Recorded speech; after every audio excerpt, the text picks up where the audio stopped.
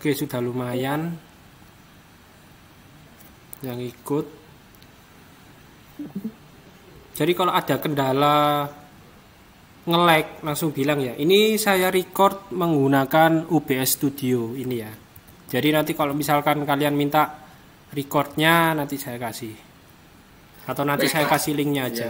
Oke, sekarang kita mulai saja. Terima kasih kehadirannya. Jadi perkenalkan, nama saya Ahmad Miftah Fajrin, bisa dipanggil Miftah ya. Jadi untuk sekitar 5-6 bulan lagi kalian bakal ketemu saya. Terus kita langsung masuk. Jadi ini database ya. Jadi gambaran umumnya nanti kita itu akan belajar masalah database. Sesuai dengan judul mata kuliah kita ya, basis data atau database dalam bahasa Inggris. Jadi mata kuliah ini itu sangat penting ya. Tidak hanya untuk nilai kalian, nilai mata kuliah kalian, akan tetapi ini berguna untuk bekal kalian di pekerjaan kalian nanti. Bisa saja kalian menjadi seorang programmer atau seorang database management, ataupun kalian menjadi bos di suatu perusahaan, itu kalian setidaknya harus mengerti apa itu basis data database. Karena basis data ini adalah sebuah core dari usaha kalian. Seperti itu. Oke. Nah, harapannya setelah melakukan belajar ini ya, kita melakukan proses pembelajaran aja. Jadi kalian akan bisa mengoperasikan database, bisa merancangnya dan mengorganisasikannya menjadi DBMS, Database Management System. Seperti itu. Ini CPMK-nya berarti nanti kalian misalkan ada sebuah data, terus kalian bikin sebuah basis datanya, database, terus diapakan sih ini datanya nanti? Nah, itu nanti kita akan belajar itu. Misalkan kita punya usaha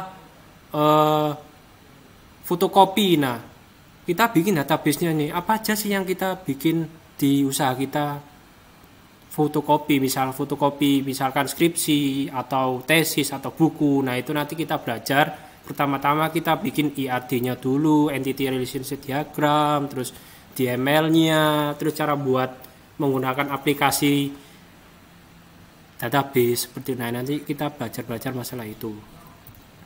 Nah, terus ini saya. Jadi kalian bisa meng-email saya atau curhat saya di ahmadmiftah@staff.ubaya.ac.id ini.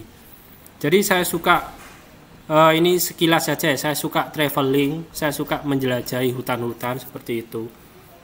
Hutan dan pantai seperti itu.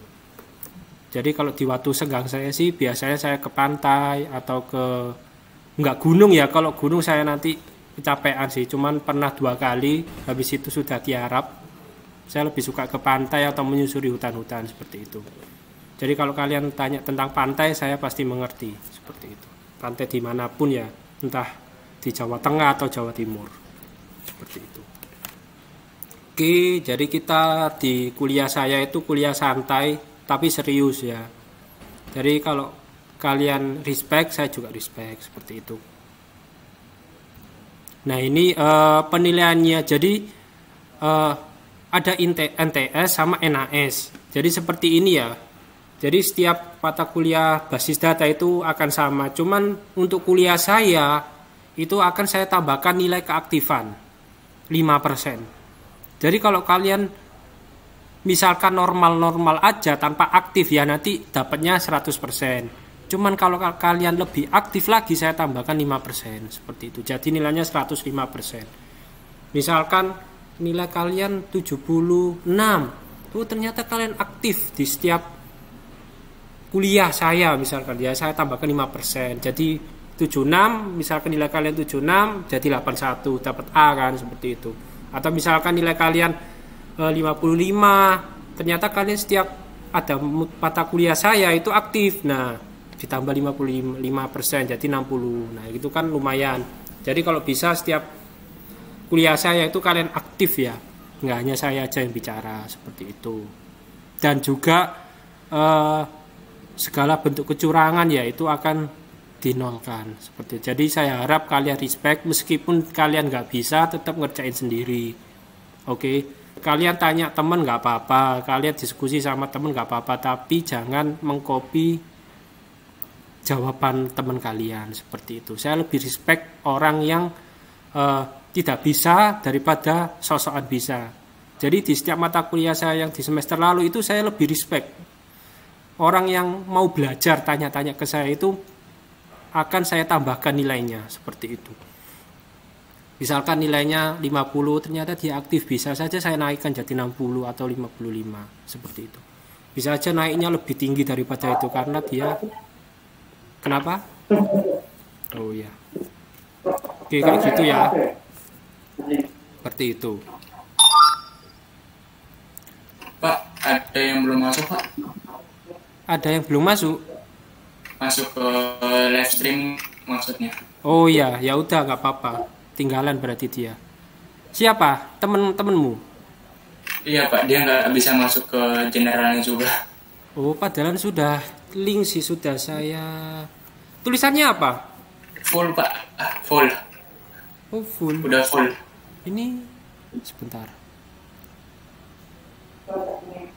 Batasnya sih kalau nggak salah 50 ya ini.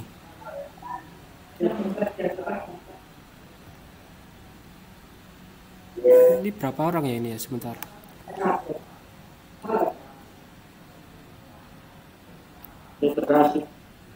Ada jumlahnya kayak di sini ya.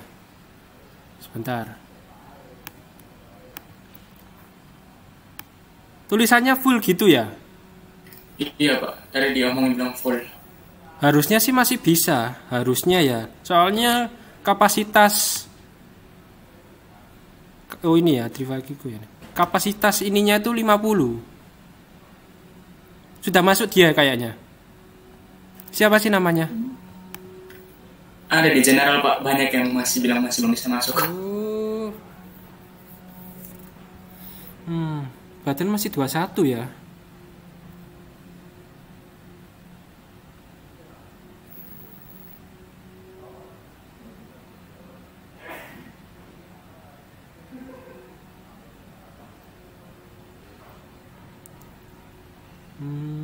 Sebentar.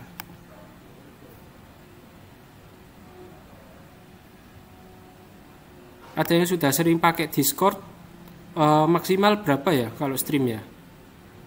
25 ya? Kurang tahu, Pak.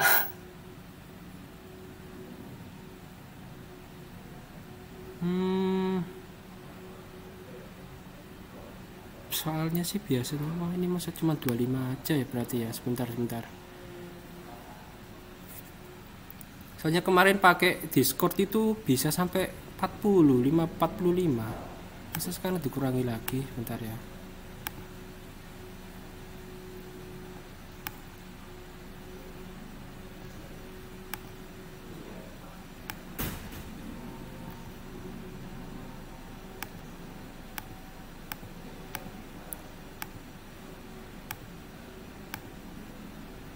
Kasihan sih kalau nggak bisa masuk.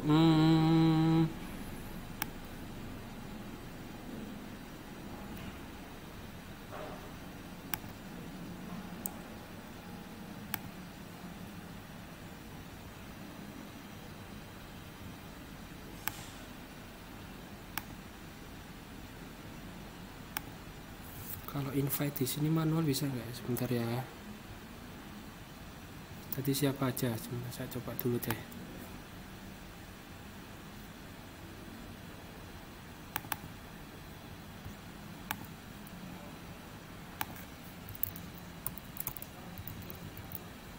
Coba add saya ya, yang belum. Coba tak chat dulu. Sorry ya. Bentar.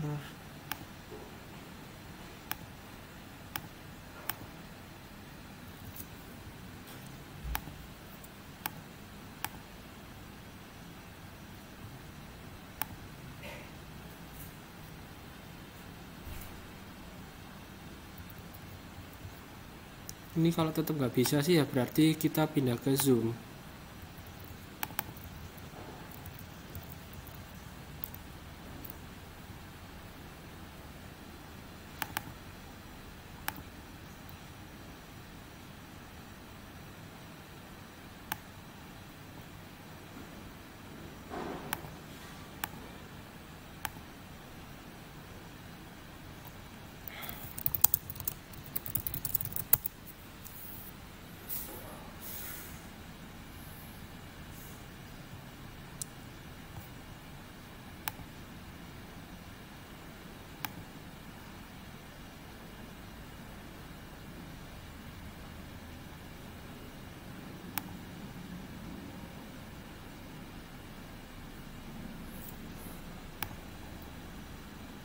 atau gara-gara coba saya video saya matiin, coba masuk lagi.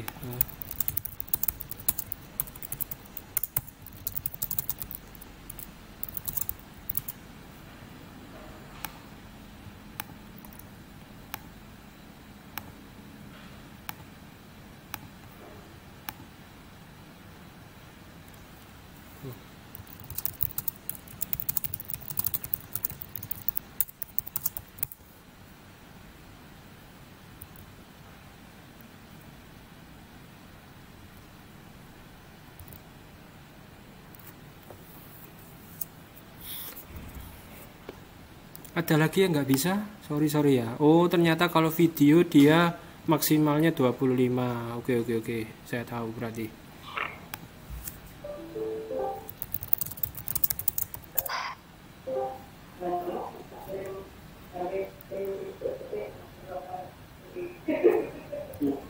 Oke, saya lanjutkan ya. Jadi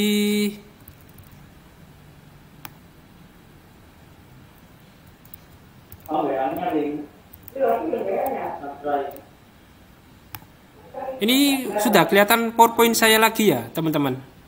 Iya, Pak. Oke, jadi saya ulangi lagi, cepet-cepetan aja. Jadi nanti bagi yang baru masuk, mohon maaf ya, ternyata kalau di share video itu maksimalnya 25. Jadi kita nanti akan belajar masalah database, cara mengoperasikan data menjadi sebuah informasi yang sangat penting buat kebutuhan kalian. Tidak hanya untuk kebutuhan kuliah, tidak hanya untuk kebutuhan nilai, tapi untuk kebutuhan kerja nantinya.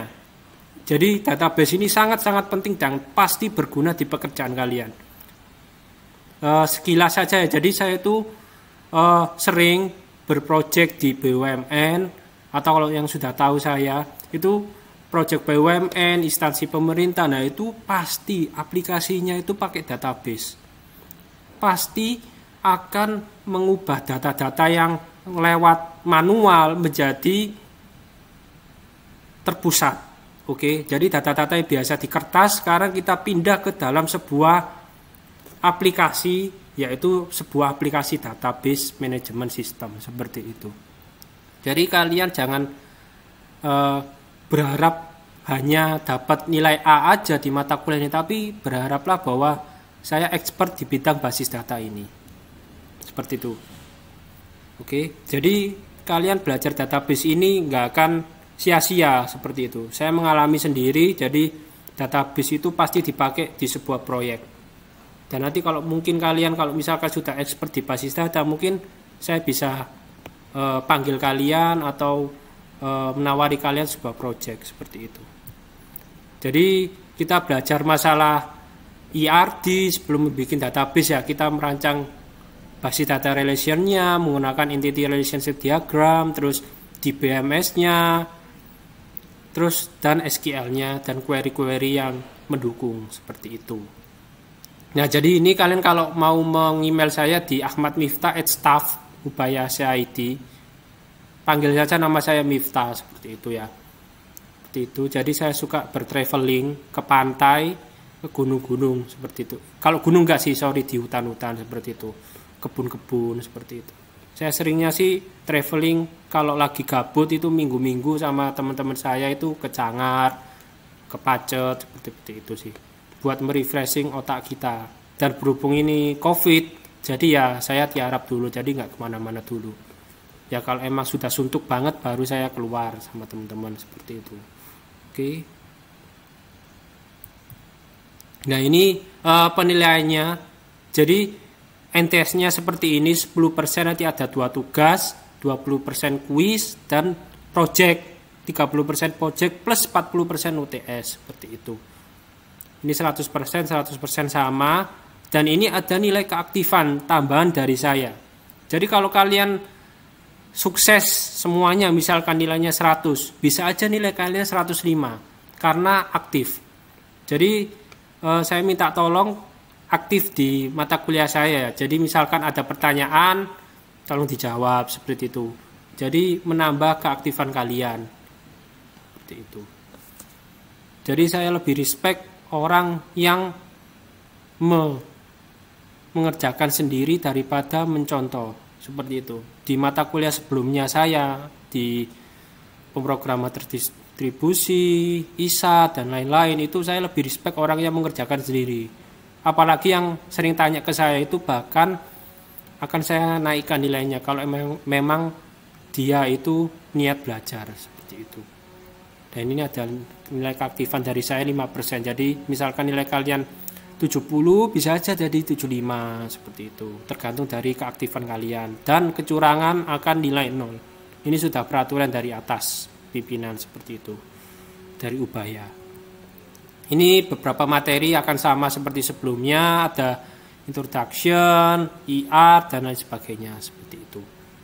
Oke, segitu dulu. Terus saya masuk ke intinya sekarang.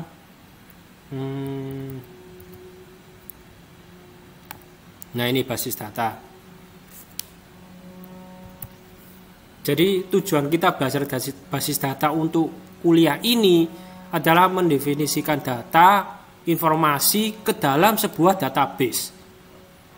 Dan juga akan mengerti, kalian kalau sudah mengerti ya poin pertama, pasti mengerti poinnya kedua, yaitu penting, sangat penting untuk mengetahui database desainnya. Desain database-nya itu akan seperti apa sih? Nah, itu akan kita pelajari hari ini. Dan juga fungsi dari DBMS.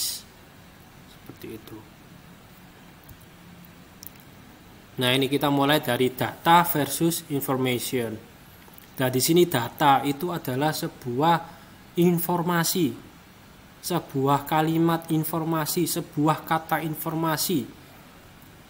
Kita kalau bales chat dari gebetan, pacar, istri, atau dosen itu mengandung sebuah informasi, meskipun dosen menjawab cuman ya, tidak, oke, itu adalah sebuah informasi. Dan informasi itu sangat penting, seperti itu. Nah, setelah kita mendapatkan sebuah informasi, itu adalah sebuah data, raw data ya, atau data mentah ya. Dan itu informasinya itu belum kita manajemen, belum kita proses. Jadi ya cuman kalimat ya, tidak, oke, love you. Nah, mesti itu kan sebuah informasi yang belum terstruktur, seperti itu. Nah, sebenarnya informasi itu adalah sebuah enggak ya. Oke, saya lanjut. Jadi informasi itu adalah sebuah data sebenarnya yang kita proses menjadi sebuah arti, seperti itu. Misalkan kursi. Orang tidak tahu bahwa kursi ini apa sih? Kursi ini kegunaannya apa? Apakah buat duduk? Apakah buat berdiri? Atau buat makan? Nah, kan nggak mungkin kan buat makan kan, seperti itu. Nah, ini adalah sebuah informasi yang harus mengandung arti, seperti itu. Dan kalau kita sudah mengetahui data ini punya arti apa, nah, kita akan bisa mendefinisikannya secara akurat, relevan juga untuk menentukan decision makingnya. Ini kursi nanti setelah kita sudah tahu artinya apa, kegunaannya apa, kita taruh di mana. Nah, itu kita compile menjadi sebuah good decision. Misalkan, oh ternyata kursi ini bagus, panjangnya 5, lebarnya 10, bisa dijual nih dengan harga XXX, misalkan $10 atau $50, seperti itu kan sebuah decision juga, seperti itu. Nah, sebuah keputusan ini itu menjadi sebuah kunci yang penting bagi bisnis kalian nanti. Ini bukan hanya soal nilai kuliah kalian, tapi bisnis. Entah kalian nanti menjadi programmer, analis sistem analis, atau CEO, CTO. Nah, itu adalah sebuah pemimpin ya, CEO, CTO tadi itu sangat berpengaruh keputusan kalian. Jadi kalian nanti dihadapkan sebuah informasi, database misalkan ya. Oh ternyata sahamnya kita sekarang lagi down. Ini terbukti dari data-data hari ini keuntungannya 50.000. Oh ternyata dibandingkan dengan sebelum COVID itu keuntungan kita 1 juta. Kenapa kok hari ini cuma 50.000? Nah, itu dari data itu kita akan bisa menyimpulkan, menentukan keputusan kita selanjutnya. Dari mana ya? Dari data itu. Dan data itu kalau kita nggak simpan dari database ya akan lupa. Seperti itu. Ya kita aja, saya aja kalau misalkan dibilangin orang, bangun jam 5 pagi ya. Kalau nggak ada catatan atau misalkan di WhatsApp orang, tolong bangun jam 5 ya, terus saya hapus. Maka pagi hari pun kemungkinan saya ingat pun sedikit karena nggak ada informasi itu. Seperti itu. Maka dari itu informasi itu sangat penting. Nggak hanya bagi bisnis tapi bagi kita juga sebagai individu. Nah ini sebuah sampel dari raw data ya, data mentah maksudnya. Jadi kan kita kalau sebagai orang awam itu nggak tahu apa ini ya. Grab on computer, ini YN ini apa sih, yes no, oh ya, terus ini wattnya berapa misalkan. Nah ini kan sebuah data mentah dan kalau orang awam membacanya nggak tahu seperti itu. Jadi kita harus olah data-data ini menjadi sebuah informasi yang bisa dibaca oleh orang lain. Seperti itu.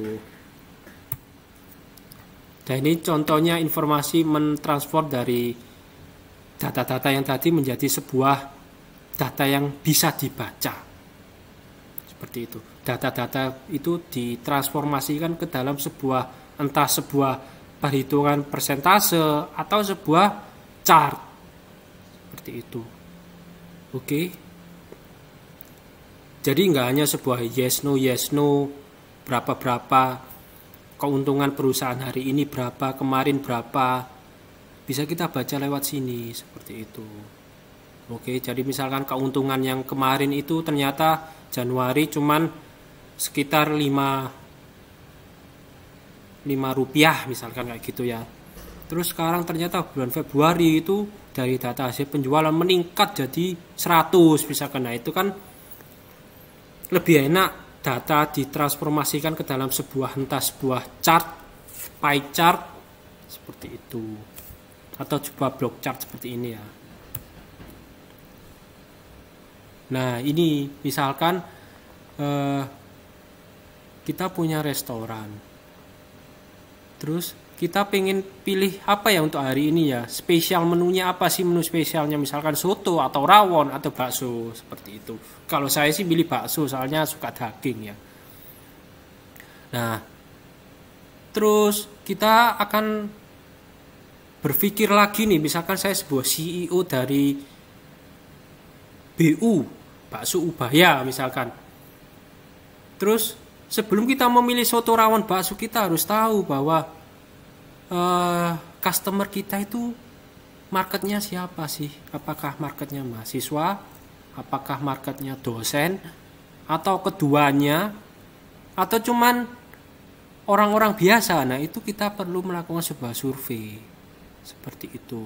Survei ke orang-orang sekitar, atau survei ke mahasiswa, atau survei ke dosen. Dan itu survei-survei itu biasa kalian lakukan, mungkin kalian lakukan pada waktu pembuatan skripsi. Misalkan kalian butuh data, terus kalian sebar kuesioner lewat Google Form juga bisa, Google Doc, apapun itu, kalian dapatkan data kan nanti. Oh ternyata mayoritas mahasiswa Ubaya itu suka makan bakso daripada makan soto. Nah berarti kita pilih yang bakso daripada yang soto seperti itu. Dari mana ya? Dari data itu. Kok bisa? Ya itu namanya pemrosesan data, processing information. You can do a survey seperti itu untuk mendapatkan decision making tadi seperti itu. Nah ini adalah sebuah database. Dari data nanti dikolek dan disimpan ke sebuah aplikasi, entah di aplikasi nanti kita jelaskan ya, aplikasi misalkan MySQL, SQL Server, atau kalau yang lebih old school lagi lewat Excel. Bisa saja itu sebuah database di dalam Excel seperti itu. Dan nanti bisa dilihat oleh beberapa macam user. Nggak hanya saya aja, tapi masyarakat awam, mahasiswa pun bisa melihat hasilnya seperti itu.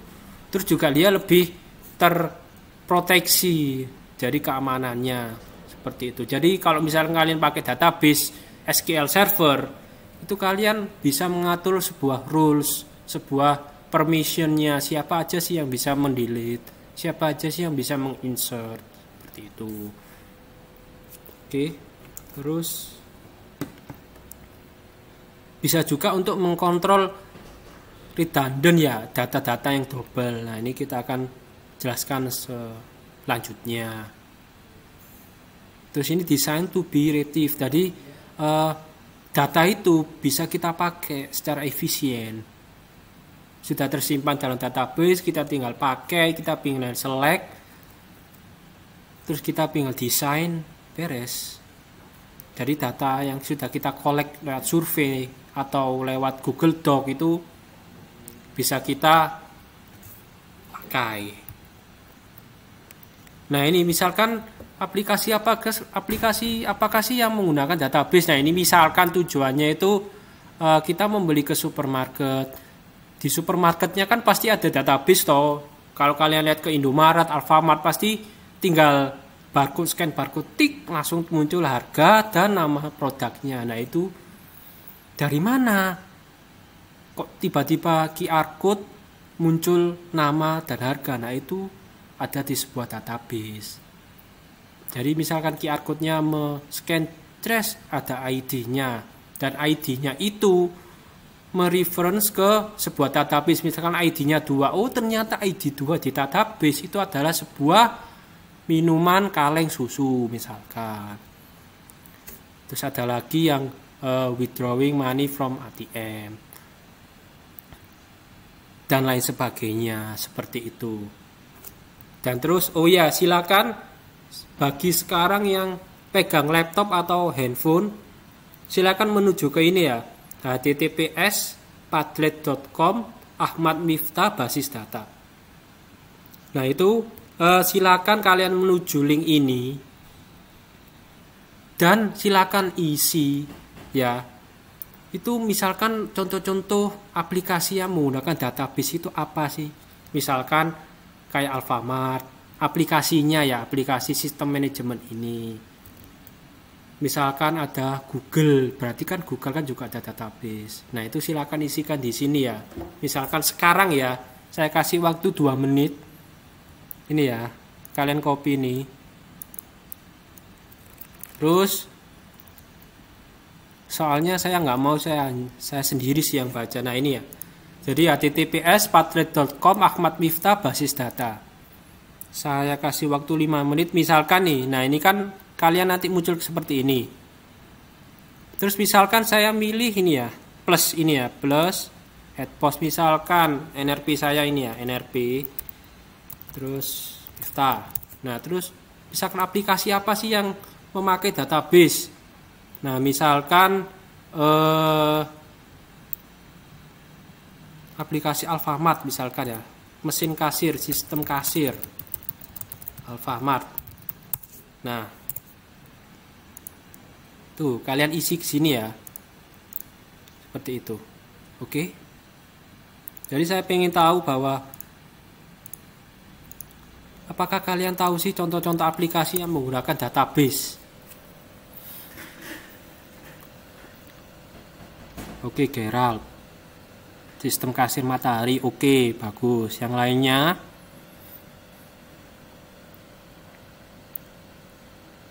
Jadi ini sampai 11:04 menit lagi. Nggak ngisi nggak apa-apa. Cuman ini menambah nilai keaktifan kalian aja sih. Oke.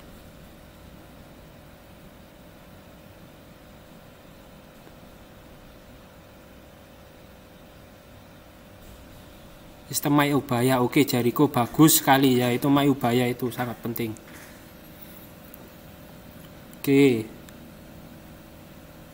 Terus sistem My Ubaya sudah, membership Alfamart oke. Ojek online Rendra oke, bagus. Alfamart oke, membership oh ya tadi. Inventaris toko oke. Jadi aplikasi-aplikasi yang menggunakan database, misalkan ada database kayak My Ubaya ya. Berarti di My Ubaya itu ada database mahasiswa. Jadi kalian sebagai mahasiswa atau saya sebagai dosen bisa masuk ke MyUbaya. Karena apa? Karena memiliki data saya, database seperti itu.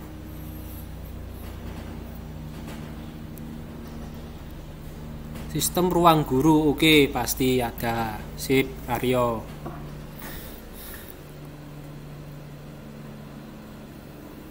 Tiga menit lagi ya.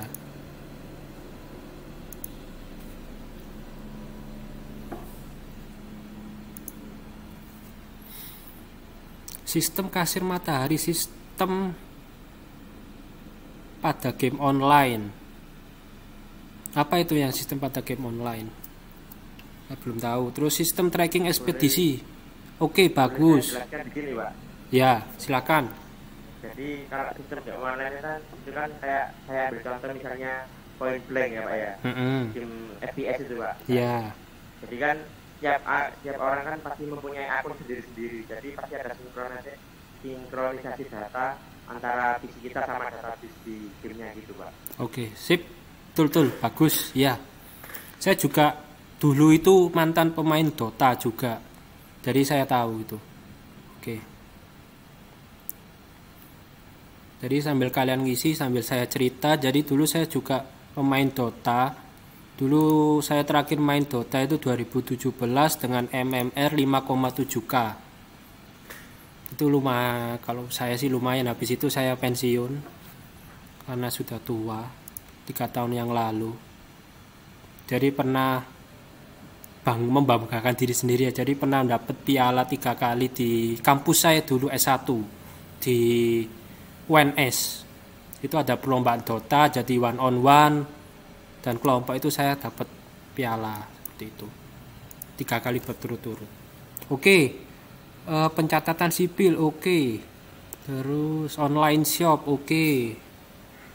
Absen sidik jari bagus tuh ya, sip.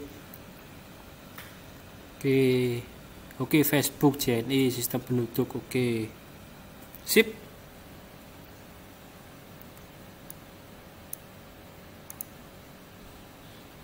Traveloka oke, Instagram bagus, sistem YouTube ya.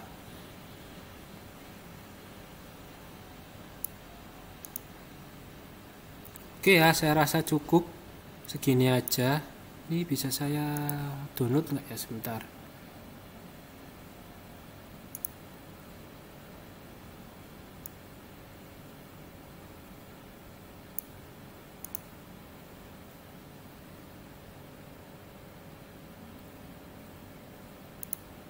Ya, cukup mengisinya ya. Ntar saya save image.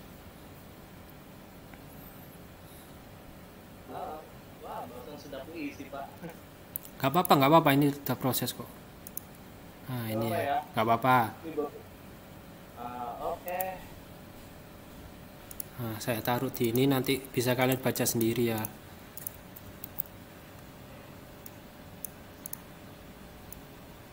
Ini hasil kalian sih. Nanti ada lagi, tenang saja. Ini untuk membantu kalian kok.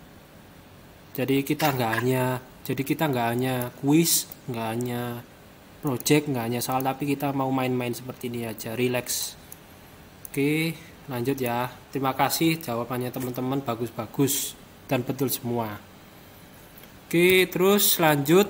Nah ini database management system. Nah nanti penyimpanan database kalian bukan pakai Excel ya, bukan pakai Microsoft Word, Microsoft Office. Kita pakai yang lebih advance, yaitu khusus untuk database ya. Ada MySQL, ada Oracle, SQL Server, dan juga ini ada lagi yang Postgre seperti itu. Rata-rata saya pakai project-project di BUMN itu MySQL dan SQL Server sih, seperti itu. Jadi ada keuntungan masing-masing, ada kelebihan masing-masing, ada kekurangan masing-masing, seperti itu. Nah ini contohnya ya, SQL Server, MS Access, Oracle, MySQL, Firebird, Postgre, DB2, DBBase, dan lain sebagainya. Dan ada lagi yang baru itu, bukan lagi sih. Jadi CEO-nya MySQL bikin lagi, keluar dari MySQL menjadi MariaDB seperti itu. Ada lagi sih, ini kurang. Terus kegunaannya apa? Nah itu kita bisa bikin database di situ lebih terstruktur dan ada tipe-tipe datanya dan ada constraint-nya dari database. Jadi misalkan data ini bisa dihubung tabel, kan dari database nanti kita belajar tabel. Nah tabel ini bisa terhubung dengan tabel lainnya, seperti itu namanya constraint. Terus kita juga bisa membangun sebuah database secara efisien dan aman, seperti itu. Jadi kita bisa set rules-nya, siapa aja yang bisa akses, siapa aja yang bisa masuk dari database, siapa aja bisa ngedit, delete, seperti itu. Terus kita bisa memanipulasi datanya, baik query, mengupdate, atau membuat reportnya. Jadi kita nggak hanya query-query aja, tapi kita bisa membuat reportnya, seperti itu.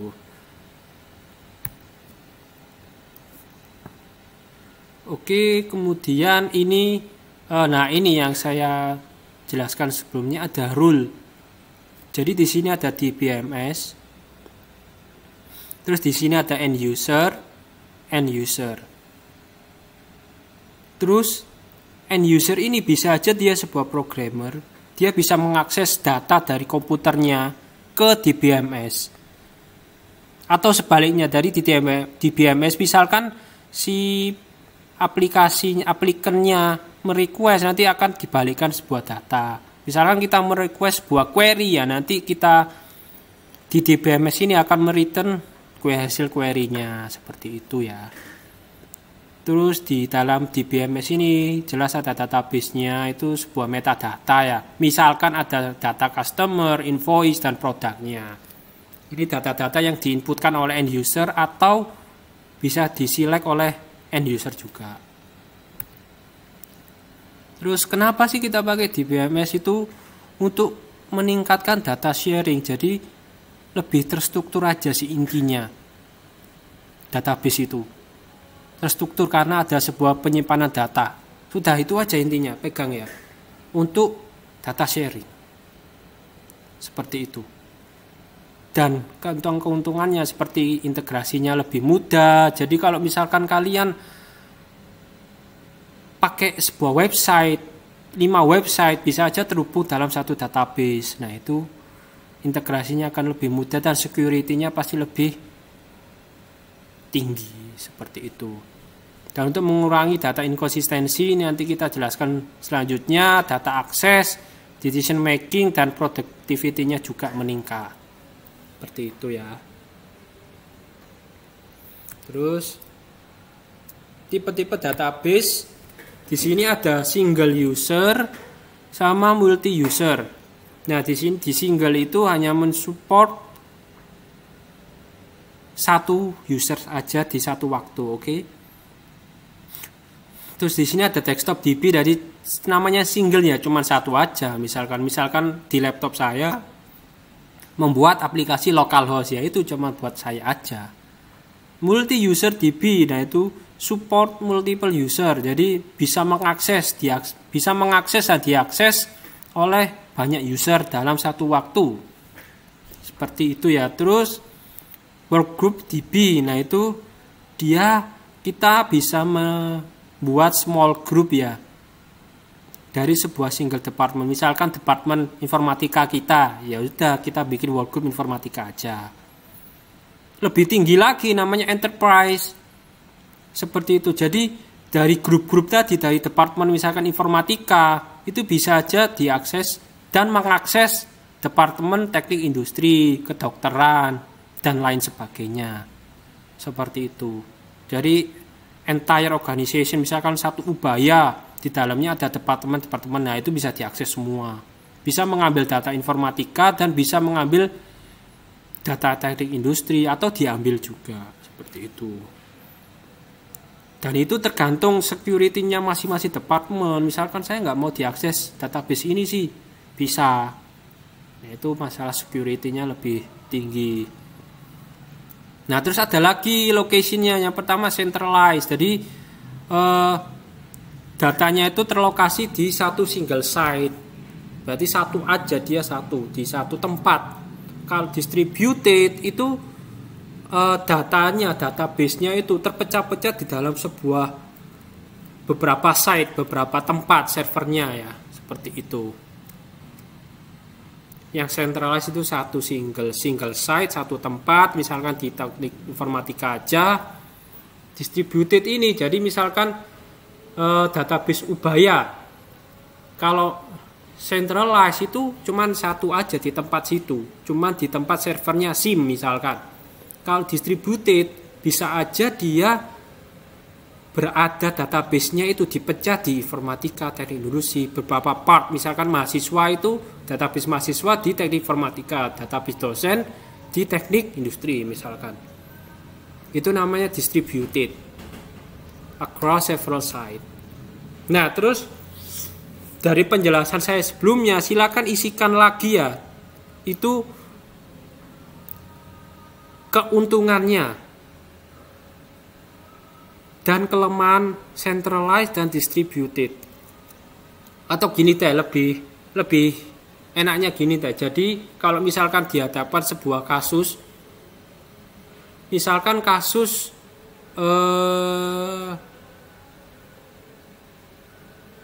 Ubaya, kalian milih centralized atau distributed? Itu tuliskan di basis data ini ya. Terus alasan singkatnya aja. Alasan singkat kenapa kalian milih centralized, kenapa kalian milih distributed di basis data ini ya. Nah, di sini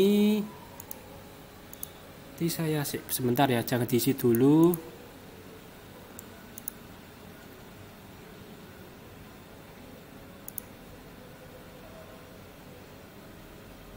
Bisa nggak ini ya? Bentar.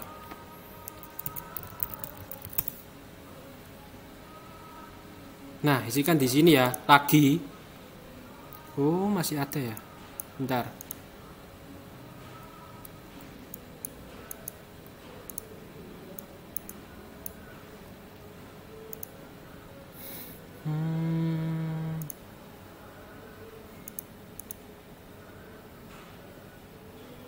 Gini deh, di bawahnya ini ya, di bawah sini. Bentar, bisa dihapus nggak ya?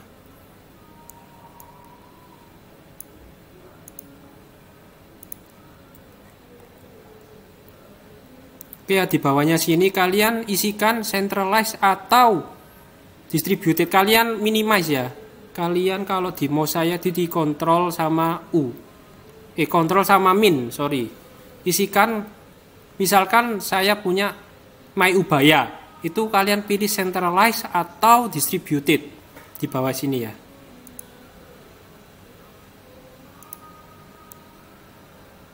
Saya hapus ya.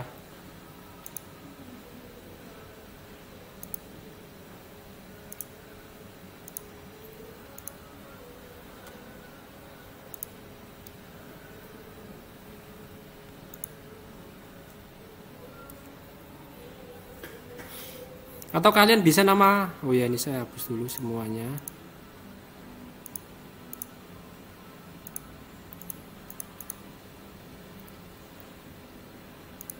Sambil nulis nggak apa-apa. Saya kasih waktu sampai 11:34 menit lagi. Pilih centralized atau distributed. Kalau centralized itu cuma ada di satu tempat yaitu SIM. Kalau distributed itu bisa dibagi-bagi, di informatika ada, di teknik industri ada, di kedokteran juga ada.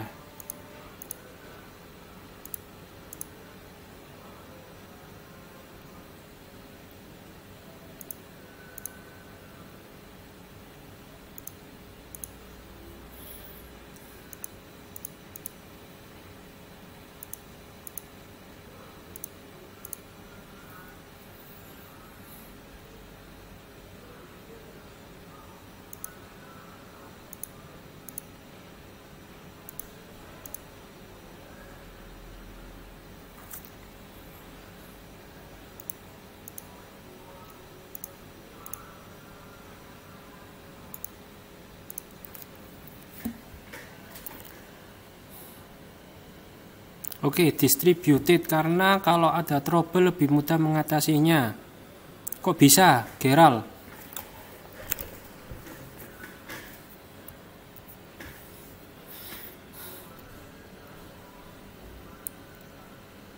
Nggak apa-apa, semua punya alasan masing-masing. Bisa aja milih centralized karena cuma satu aja di SIM. Itu bisa aja milih distributed karena memang dapat berkomunikasi antar satu dengan yang lain. Ini Jericho.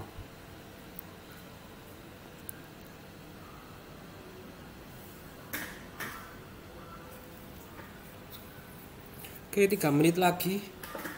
Kita kuliah itu sampai jam 11.40 ya. Saya lupa, bentar.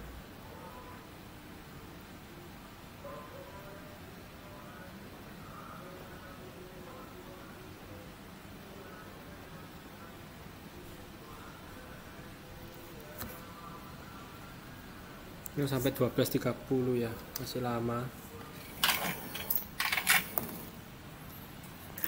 Ada yang mau jelasin ke saya? Ngobrol voice, secara voice ya. Kenapa milih distributed, kenapa milih centralized? Gak apa-apa salah. Sebenarnya nggak ada yang salah ya, cuman saya pengen tahu alasannya aja.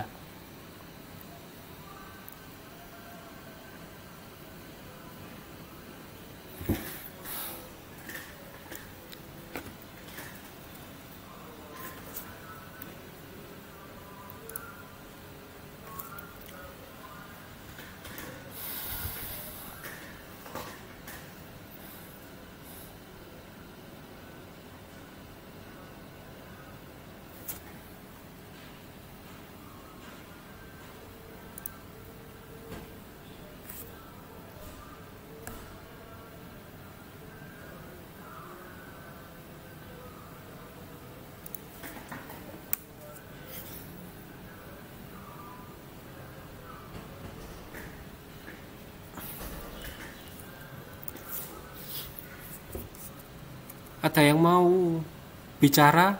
Kenapa milih distributed? Kenapa milih centralized?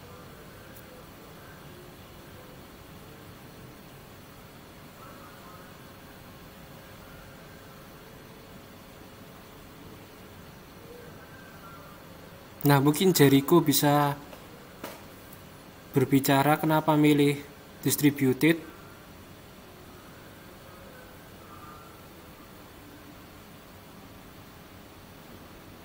Atau siapa? Iya, Bisa. Pak. Iya, saya Jericho, Pak. Oh ya, silakan. Alasan saya intinya ya mereka bisa saling komunikasi, itu aja sih, Pak. Kan apa ya? Ya hampir sama, apa sih? Gimana ya? Susah sebenarnya saya jelasinnya. Intinya kayak Gak apa-apa, bilang aja. saling berkomunikasi gitu. Saling Pak. berkomunikasi. Antara satu dengan yang lain kan. Kayak misalkan kalau yang apa namanya itu yang Centralized.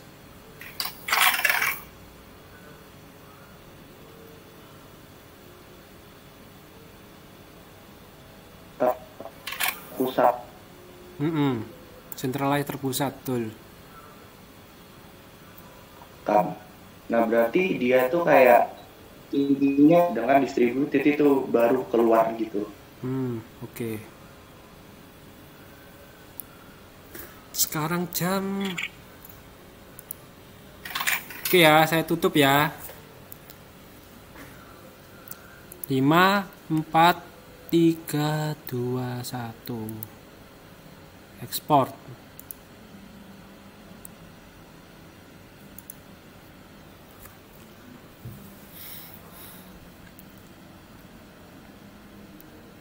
Jadi sambil ekspor itu ya, sudah selesai sebentar. Kalau centralized kan terpusat, jadi nggak ada yang salah atau benar ya, tergantung kebutuhan. Jadi kalau misalkan saya lihat dari sini deh.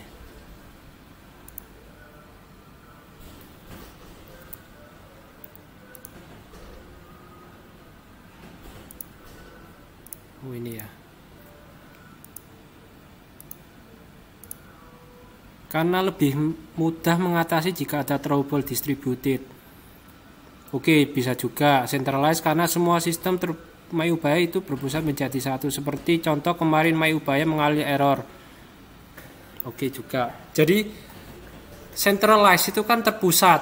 Jadi keuntungannya apa? Yang pertama, Jadi bisa aja orang menganggap centralized itu penting karena ya udah, kalau misalkan datanya di SIM itu berarti lebih integrated, bukan integrated, sorry, lebih terpercaya ya, lebih reliable. Kalau misalkan ada kesalahan, ya kita tinggal menyalakan SIM. Seperti itu. Jadi kalau misalkan distributed, terpecah, nanti kalau ada data yang pertukaran datanya cepat, salah, itu siapa yang salah? Kan kita menyelidikinya lebih susah. Seperti itu kalau distributed. Dan juga kalau centralized, ya itu kalau error ya sudah mati, nggak bisa diakses. Kalau distributed, dia kalau misalkan satu error, pinginnya saya mengakses database dosen, ya sudah, saya masih bisa mengakses data yang lainnya. Seperti itu. Jadi misalkan di SIM down, ya saya bisa mengakses di teknik informatika. Misalkan teknik informatika menyimpan data dosen. Distributed dalam artian di sini membagi data ya, memecah-mecah data ya, seperti itu. Nah, terus kemudian bisa aja, nah ini betul nih, karena akan lebih mudah mengakses data, dan jika ada database error bisa memakai database lain, ini masih oke. Dan juga lebih cepat distributed pengaksesan datanya. Misalkan saya menselect mata kuliah, dosennya siapa, mahasiswanya siapa saja, dan itu lebih cepat, sangat-sangat lebih cepat distributed daripada centralized. Karena misalkan saya men-select query trace, saya membagi sistemnya nanti akan membagi ke 5 database. Misalkan butuh database mahasiswa, dosen, dan mata kuliah, membagi ke 3 database. Jadi misalkan butuh waktu 10 detik, berarti dibagi-bagi dong, 3 detik, 3 detik di informatika, 3 detik di industri, 3 detik di SIM.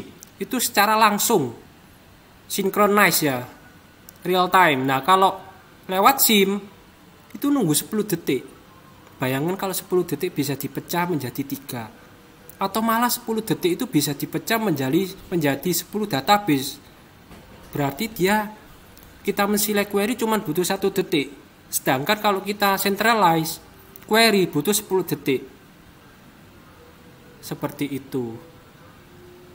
Dan kalau masalah biaya, lebih murah centralized daripada distributed, karena distributed database-nya terpecah-pecah banyak di departemen. Sedangkan centralized cuma 1. Seperti itu. Jadi kalau saya suruh milih, tergantung kebutuhan dan tergantung budget. Kalau budgetnya unlimited, misalkan Mayobaya unlimited, ya sudah saya pilih distributed.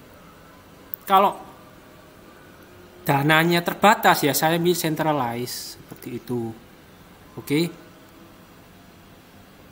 Dan juga penanganan errornya ini betul centralized, lebih cepat centralized karena cuma 1. Seperti itu. Beda kalau yang distributed banyak.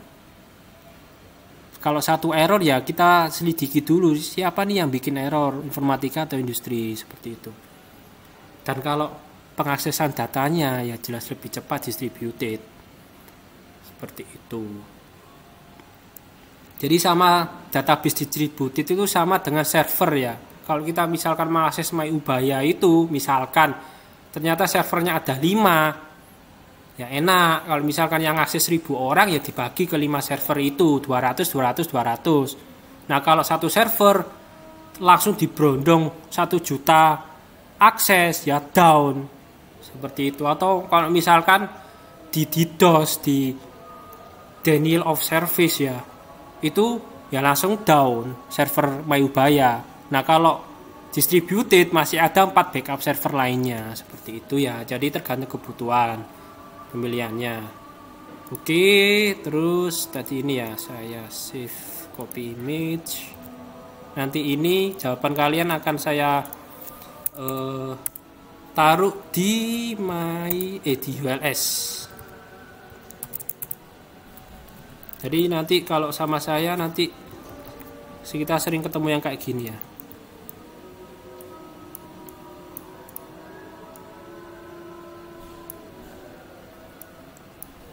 Jadi nggak sepaneng ya, jadi nggak hanya kuliah aja, kuliah nilai, nggak, kita belajar bareng seperti itu.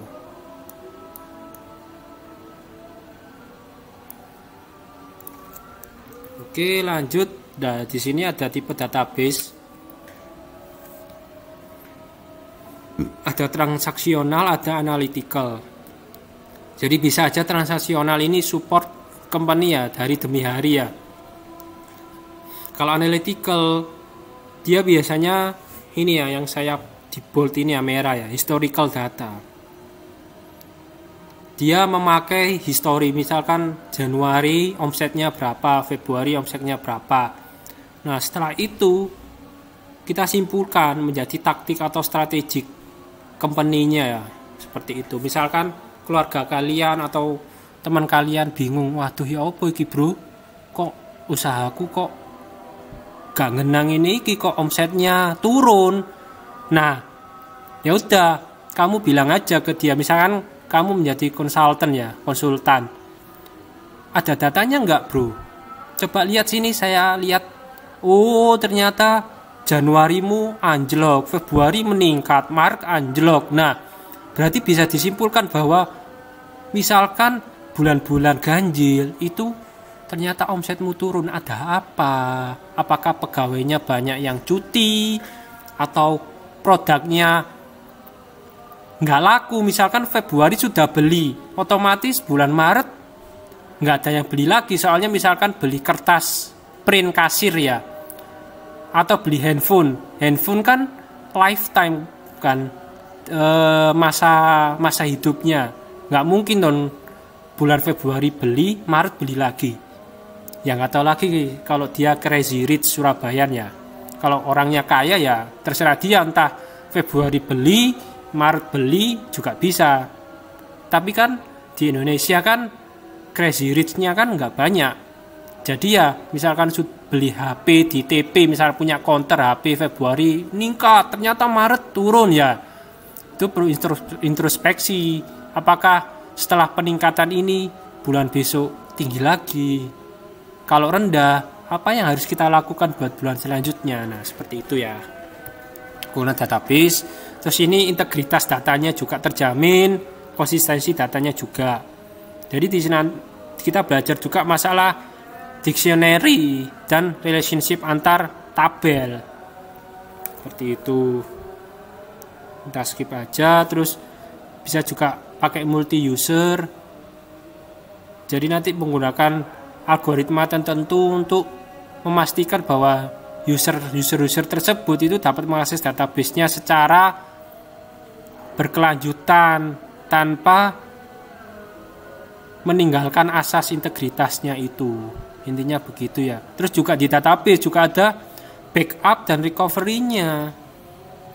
Seperti itu. Jadi kalau misalkan saya terjun di sebuah proyek BUMN di Jakarta, terus saya backup dong, hampir database-nya itu saya backup tiap hari. Kenapa?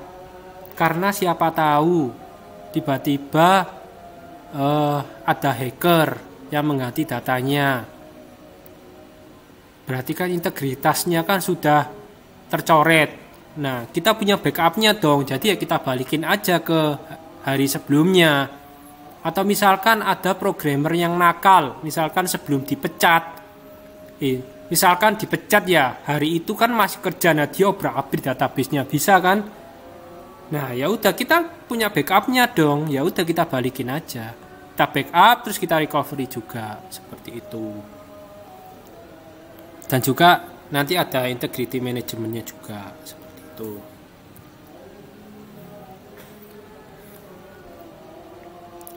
Nah ini juga database ini bisa diakses oleh bahasa pemrograman ya. Semua bahasa pemrograman. Misalkan kita pakai PHP, ya query-nya tetap select all from mahasiswa misalkan. Select all from lecturer. Sama kan? Nggak ada bedanya entah pakai PHP, Java, C#. Nggak masalah query itu. Seperti itu. Terus mengizinkan database itu menerima request dari user secara banyak. Jadi nggak hanya one time connection ya, dari database itu juga bisa diakses oleh beberapa user dan satu user bisa mengakses beberapa kali seperti itu. Tapi itu juga tergantung environment jaringannya, environment database-nya juga. Kalau misalkan servernya murah, database-nya murahan, ya cuman bisa akses paling di limit 10 orang aja, setelah 11 down. Itu bisa juga. Terus kita masuk ke database design. Seperti itu. Jadi kenapa sih database design itu perlu? Nah, karena ini ya, improves quality, save money, save time, improves customer satisfaction. Ini sangat penting ya, jadi kualitasnya itu akan meningkat, akan menyimpan duit kita, menyimpan waktu kita, jadi nggak wasting time. Karena apa? Karena kalau desain kita bagus, tapi tergantung desain nih. Kalau desain database kalian bagus, ya berarti ya save money, save time. Kalau jelek ya quality kalian juga hancur, seperti itu. Oke.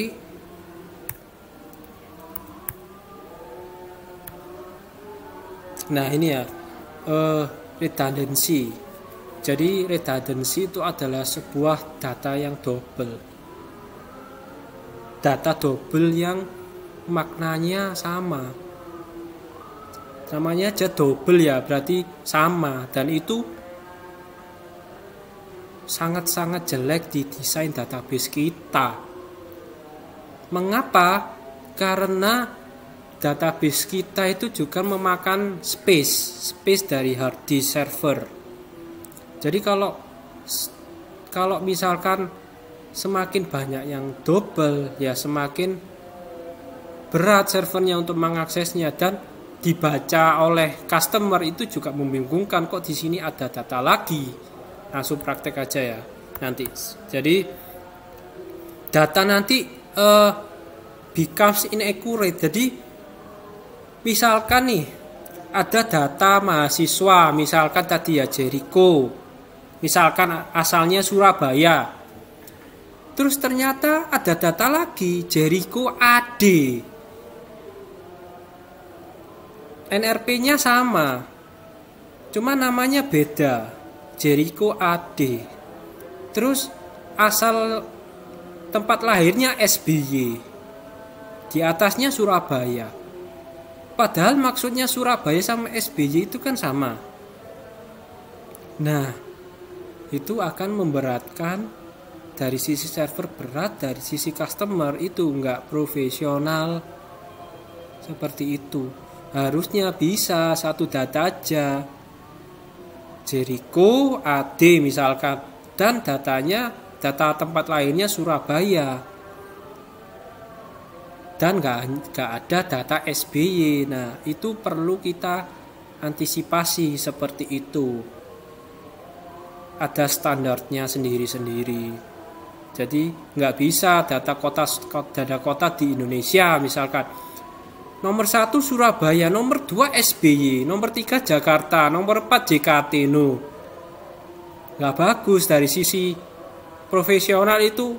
Kamu ini belajar apa sih waktu kuliah kayak gitu. Saya dulu pernah jadi programmer, itu nggak sampai kayak gitu, cuman beta data misalkan jalan aja deh. Jalan misalkan di rumah saya itu ada ngagel ya, misalkan ngagel dadi, beda spasi itu dicelatu sama klien kita. Loh, kok ada data jalan ngagel dadi pakai spasi, kok ada data jalan ngagel dadi nyambung misalkan. Jadi dinilai klien kita, misalkan klien kita instansi pemerintah, loh ini ternyata perusahaan Ubaya, misalkan IT Ubayanya jelek. Nah itu kan sudah mencoreng, dan kalau sudah kayak gitu kita nggak dapat proyek lagi seperti itu. Jadi profesional itu harus kalian jaga, nggak hanya di kuliah tapi buat ke depannya. Sebenarnya kuliah itu buat belajar untuk ke depan, nggak hanya jadi programmer. Misalkan kalian jadi CEO pun ngelihat pegawai kalian kayak gini, misalkan Surabaya sama SBY, ya silahkan kalian bilangin ini datanya jelek, tolong dipecah, tolong tabelnya dibuatkan lagi tabel kota. Kalau Surabaya ya nggak ada yang namanya SBY atau SY, nggak ada itu apalah kayak gitu. Misalkan kalau kalian menjadi CEO, terus extra data entry time jelas. Surabaya 1 detik, kalian input SBY 2 detik udah tambah lagi. Terus extra data storage jelas, sudah saya jelaskan, nanti servernya juga bakalan membengkak. Oke lah, sekarang cuma 2 data. Nah terus tiba-tiba datanya 1 juta. Kalau redundancy-nya 5 juta udah down website kalian. Seperti itu ya. Nah terus seperti ini. Mana data yang redundant? Ini kita sampai jam berapa? 12.30 ya. Nah kira-kira kalau kalian sudah belajar database sebelumnya, data sebelumnya, pasti ini.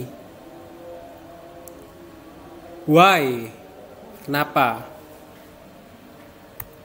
Nah, karena ini ya, ada IT, psikologi, IT lagi. Kalau dalam tataran customer yang benar-benar awam ya, yang gak IT ya normal-normal aja mah. Tapi kalau dari sisi server ini enggak, ini memberatkan server seperti itu. Select-nya pun susah nanti. Nah, kalau ini IT sama computer science, apakah redundant? Ada yang bisa kasih saya jawaban apakah IT dan computer science ini redundant? Double. Nggak usah dipadlet ya, langsung jawab aja.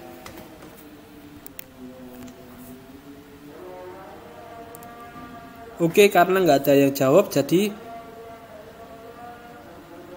bisa aja nggak redundant, bisa aja ini nggak double, karena bisa namanya beda. Betul sekali. Siapa namanya tadi Mas?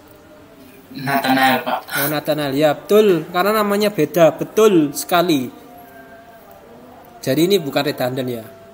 Yang ini redundant, ini nggak redundant.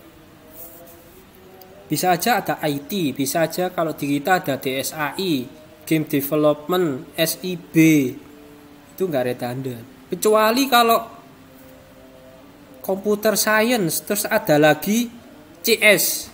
Nah CS itu maksudnya Computer Science. Nah itu namanya redundant.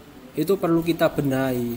Maka dari itu perlu yang namanya database admin ya, database admin itu sangat perlu buat mengecek-ngecek seperti ini biar nggak double.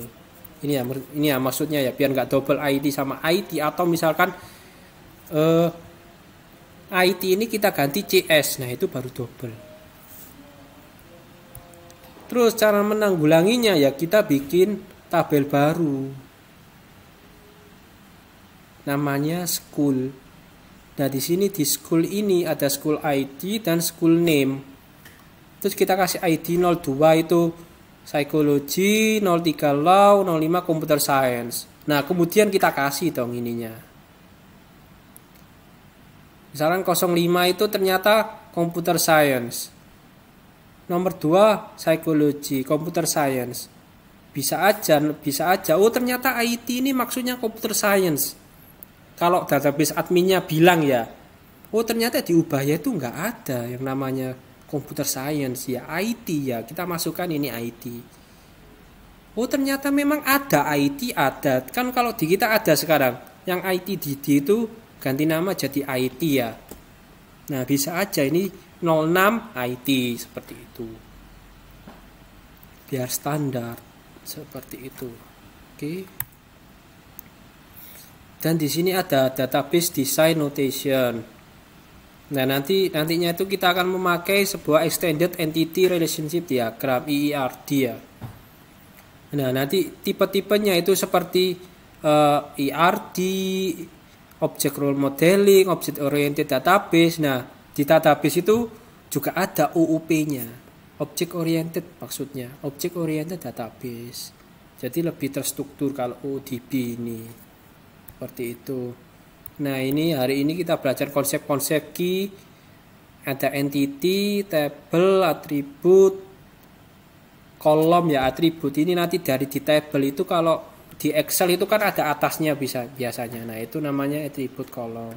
Terus ada baris, datanya, terus ini tadi datanya, tadi kolomnya apa? Nah, ini ya. Ini kolomnya, terus datanya apa, barisnya. Seperti itu. Ini kolom NRP, kolom nama, kolom ulang tahun, DOB, terus school ID-nya. Itu namanya kolom. Ini row baris. Seperti itu.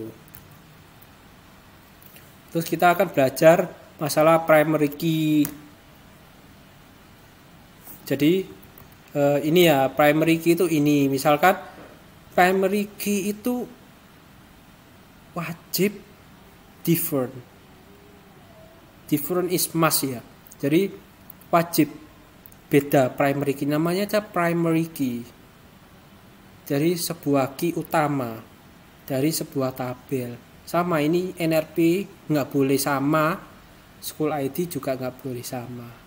Itu namanya primary key. Seperti itu. Terus ada namanya relationship. Jadi kayak ini relationship. Jadi dalam satu tabel ada satu kolom yang reference ke tabel lain. Reference-nya dalam bentuk ID. Misalkan ada school.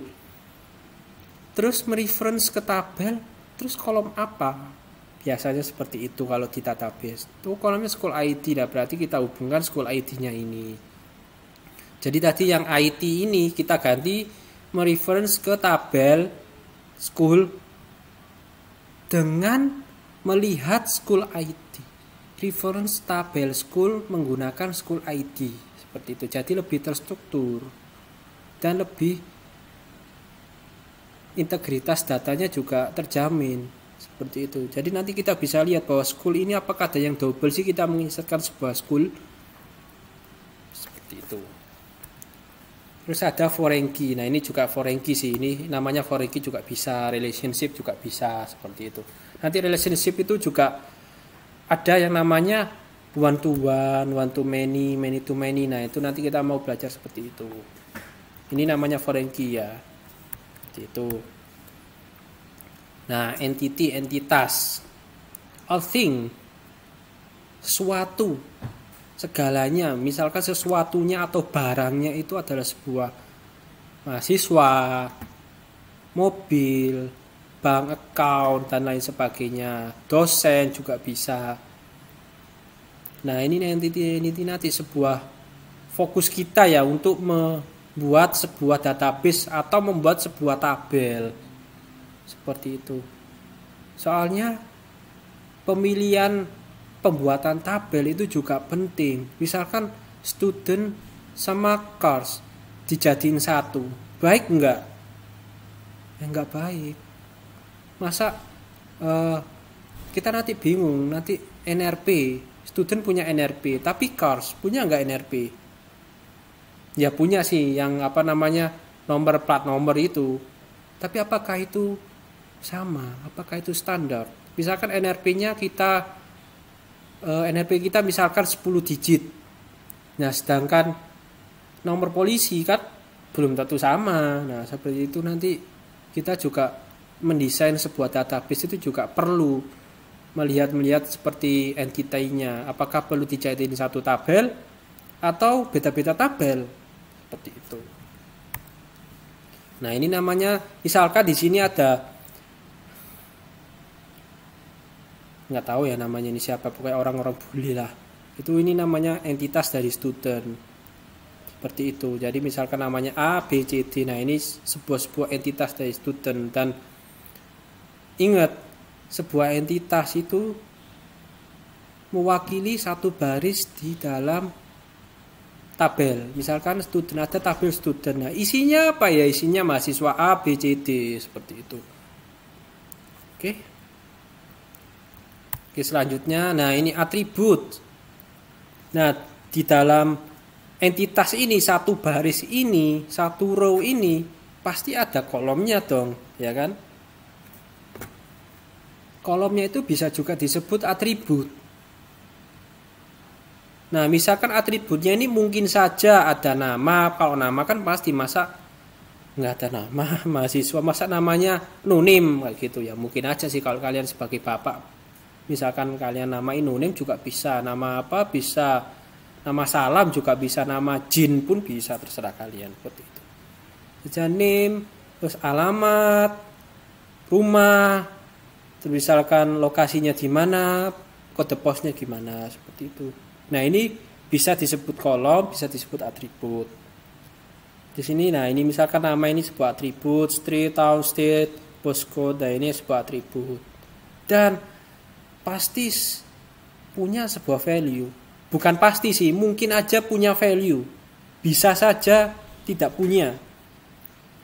Misalkan nama, kita bisa mengset nantinya di database kita itu nama ini bisa aja kosong. Atau nama ini harus diisi, itu bisa nanti di database. Seperti itu ya. Misalkan street, oke lah street misalkan nggak ada. Misalkan dia tidur di mana, tidur di pantai atau tidur di laut, ya kan, bisa aja tidur di mana, seperti itu. Bisa aja state-nya kosong, bisa aja enggak, seperti itu ya, state-nya dan lain sebagainya. Itu attribute value-nya satu row ya, ini ya kayak ini ya. Nah, ini adalah sebuah satu row berisi atribut-atribut. Misalkan NRP ini punya atribut nama John, tanggal lahirnya ini, sekolah ID-nya ini, seperti itu ya. Itu namanya attribute values-nya.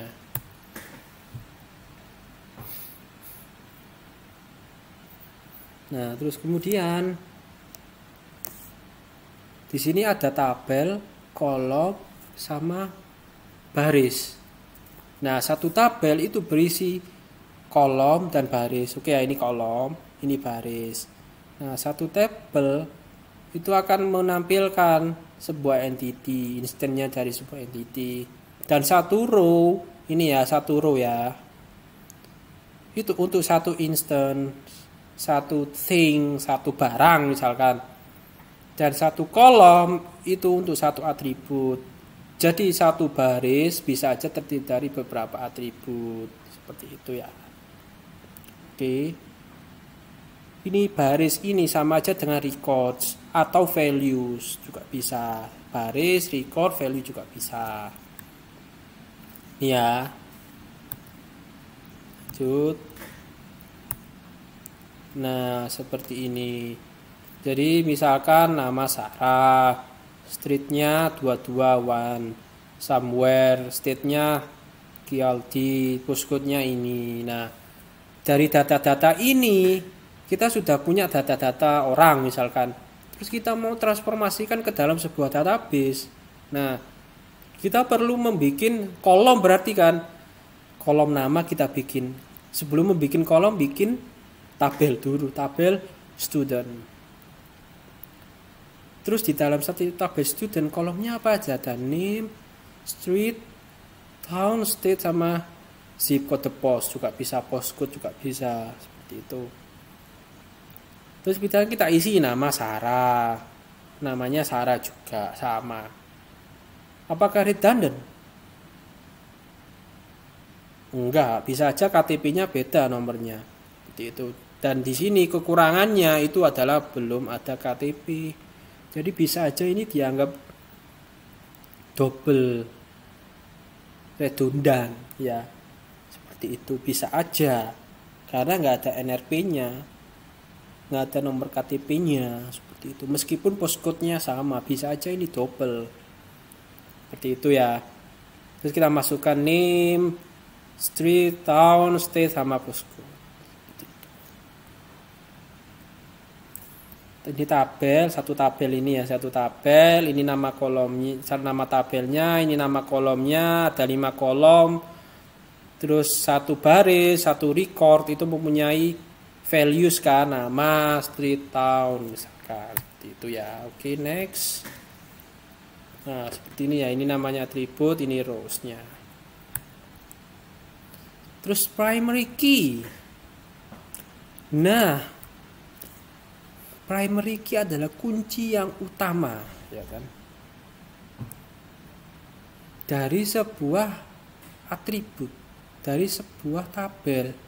Dan setiap tabel itu harus mempunyai primary key. Harus mempunyai satu kunci utama, seperti itu. Satu kunci utama ini harus ya, wajib hukumnya unik. Unik ini artinya nggak boleh sama. Misalkan nomor NRP kalian 1409, terus mahasiswa juga nggak boleh 1409, harus 1410 misalkan. Dan nggak boleh 0, 0, 0 nggak boleh. 0 boleh sih, itu kan angka ya, 0 ya, 0 ya. Kalau 0 nggak boleh. Seperti itu. 0 empty nggak boleh. Harus ada isinya. 0, huruf 0 itu boleh. 0, 1, 2, 3, 4 boleh. Harus ada isinya. Dan rarely, even never change. Kalau bisa jangan dirubah. Kalau di dalam sebuah project jangan pernah diganti, karena biasanya primary key itu terhubung dengan tabel lainnya. Bisa aja primary key itu sudah di reference oleh tabel lainnya. Jadi kalau kalian ganti, misalkan ini ya, ini aja. Nanti setelah ini compact itu maksudnya itu adalah ya standar. Misalkan 4 ya 4 tuh. Nah ini ya, misalkan nih, misalkan ada ini primary key contohnya ya. Nanti saya kasih contoh never change ini ya. Which attribute should be the primary key?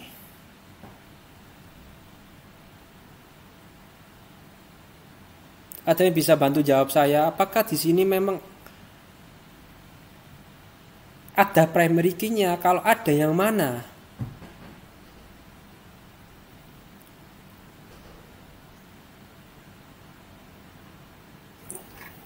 Zip-nya mungkin.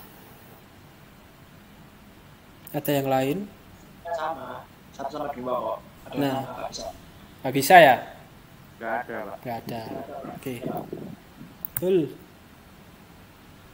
Nggak ada memang. Karena apa? Karena kalau misalkan kita primary key-nya zip ada 1, 2 double, itu bukan menganut asas ini ya, unik. Seperti itu. State juga malah sama semua, town juga sama-sama semua, street sama, ada yang sama, Sarah sama. Berarti emang nggak ada di sini yang dijadikan kandidat primary key. Berarti yang buat ini yang salah, seperti itu. Nah, barulah kita tambahkan 1 primary key untuk menganut, untuk apa ya istilahnya ya, untuk memperbaiki lah yang sudah ada, data sudah ada. ID-nya 1 Sarah, menambahkan ID ya, bisa ID, namanya nggak harus ID ya, bisa aja namanya NRP juga bisa. Nomor KTP juga bisa unik. Seperti itu. Belum saya temukan sih KTP kita nomornya sama. Nomor sama, nama sama, tapi alamatnya beda, itu ya kasus khusus sih kalau itu. Tapi sampai sekarang belum nemukan saya. Saya project di BUMN pakai KTP itu belum menemukan sih. Ada nomor KTP sama tapi namanya beda, kecuali kasus khusus ya, kasus misalkan ada orang dalam atau kasus korupsi, nah itu beda lagi ya. Kalau misalkan yang kalian berita-berita yang dengar itu yang bisa masuk, bisa bikin KTP kayak yang kasus korupsi Joko Chandra. Nah itu nggak tahu lagi, itu di luar kendali kita seperti itu. Yang jelas kalau desain database-nya bagus, pasti nomor KTP-nya unik semua, nggak bakal double. Kalau ternyata KTP-nya ada yang double, nah itu antara desainnya yang salah atau memang permainan dari orang belakang seperti itu. Intinya ID harus unik, nggak boleh kosong, nggak boleh null. Nol boleh, nilai 0 boleh, tapi null nggak boleh, nul nggak boleh ya. Gitu. Kita tambahkan sebuah ID 1, 2, 3, 4 menandakan bahwa memang entity ini beda orangnya, bukan sama. Seperti itu ya. Nah, sekarang relationship. Database concerned with multiple related entities. Nah, ini nanti kita kasih contoh sebuah universitas nanti berrelasi dengan mahasiswa dengan sekolahnya. Seperti itu. Dan siswa itu bisa related dengan unit-unit yang student join schoolnya. Seperti itu. Nah, kayak tadi ya, contohnya kayak tadi ya. Nah, ini namanya relationship. 05, 02, 05. 05 ini mengacu pada tabel school ID kolomnya nomor 05. 05 ini adalah computer science. Ini namanya relationship. Ini contoh relationship.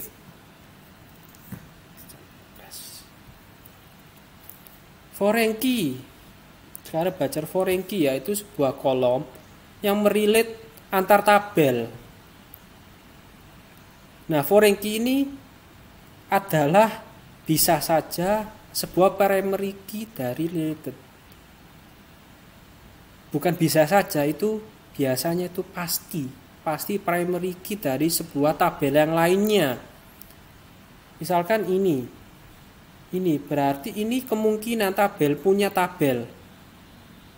Seperti itu. Tabel dari tabel apa sih ini? Nah, nanti kita lihat relationship-nya di mana. Seperti itu.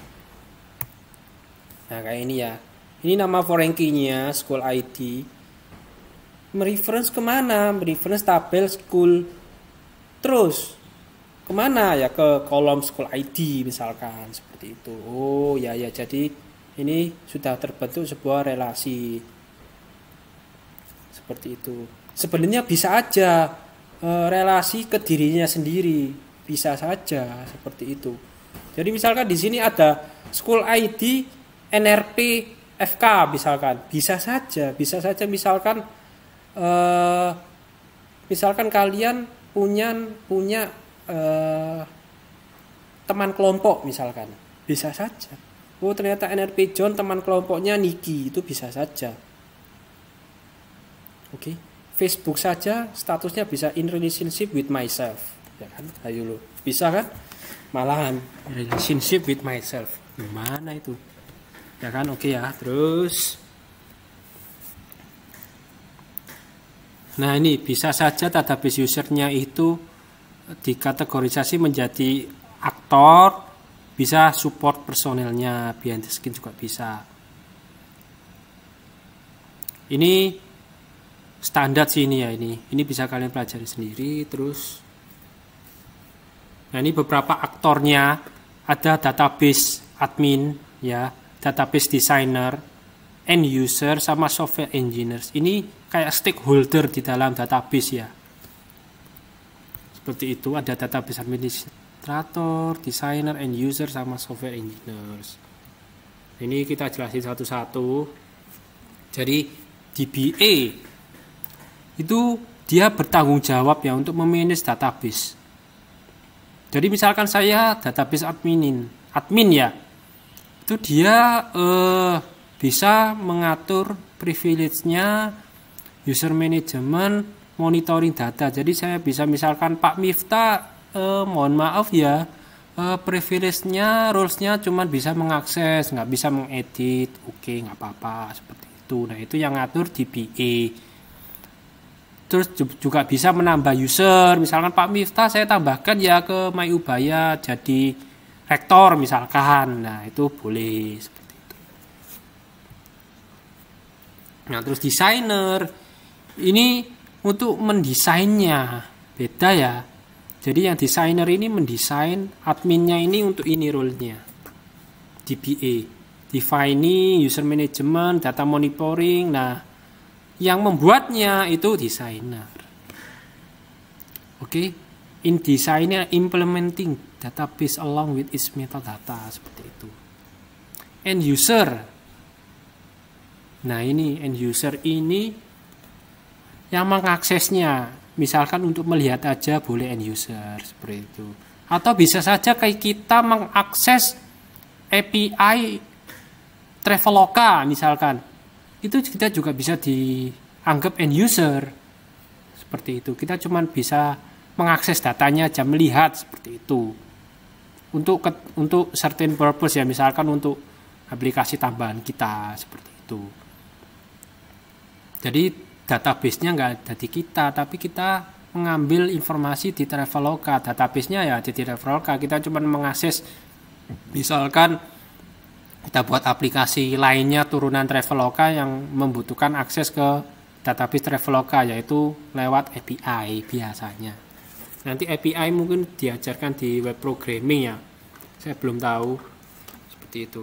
Kemungkinan diajar di web programming API, atau di pemrograman terdistribusi juga ada, belajar web service API, seperti itu. Terus system analyst, software engineers. Nah, ini who define the end user needs. Jadi misalkan kita punya sebuah toko. Nah, di toko itu kita mau memasukkan data-data yang ada di toko kita ke dalam database yang menganalisis siapa ya sistem analis ini nanti. Misalkan, oh ternyata kamu butuh database ini, oh ternyata kamu itu nggak ada database barangnya, ya udah ini saran saya ini database-nya ini tolong kasihkan ke database designer ya buat desainnya, seperti itu. Application programmers, software engineering.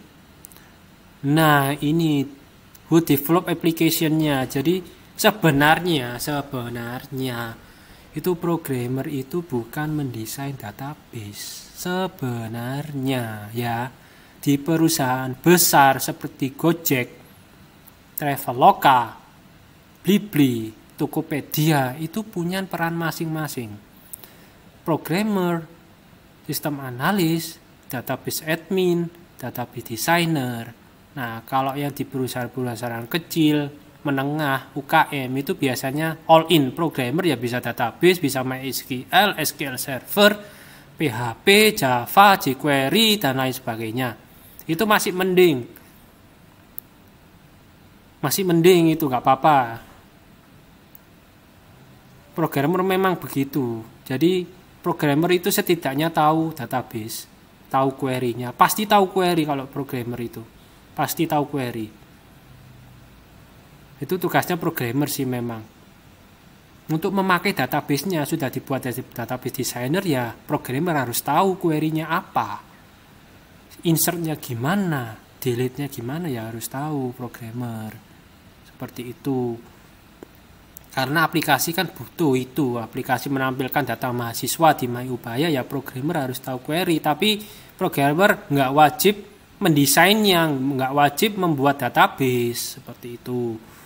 Tapi biasanya kalau di UKM sih sudah include semua kalau programmer ya. Seperti itu, nggak apa-apa itu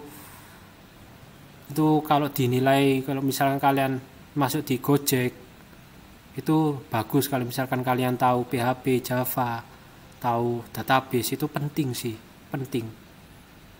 Seperti itu. Oke. Itu programmer ya. Oke, ini ada homework untuk pertemuan selanjutnya ya, 1B ya, di hari Rabu ya kalau nggak salah. Itu silakan kalian download XAMPP SAM ya, di link ini, terus install. Kalau yang belum install ya, kalau yang sudah install ya nggak apa-apa. Kalau misalkan nggak pakai SAM juga nggak apa-apa, pakai WAM juga apa-apa, WAMPP juga bisa. Yang jelas ada PHP MyAdmin-nya di dalamnya, oke? Terus kemudian silakan kalian install MySQL Workbench-nya di link berikut ini.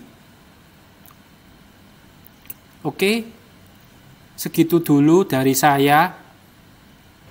Ini homeworknya aja, nggak ada tugas, cuman kalian harus ya wajib menginstal 2 link ini.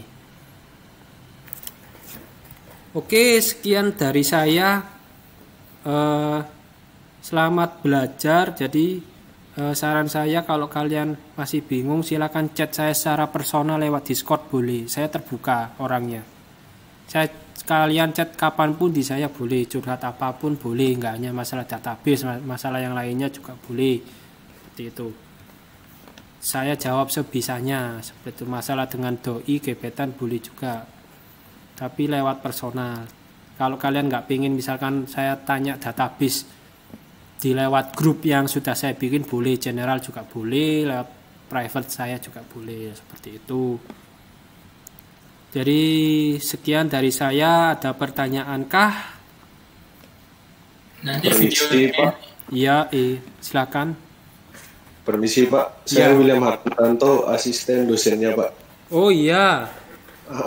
Jadi ini- ya gimana William?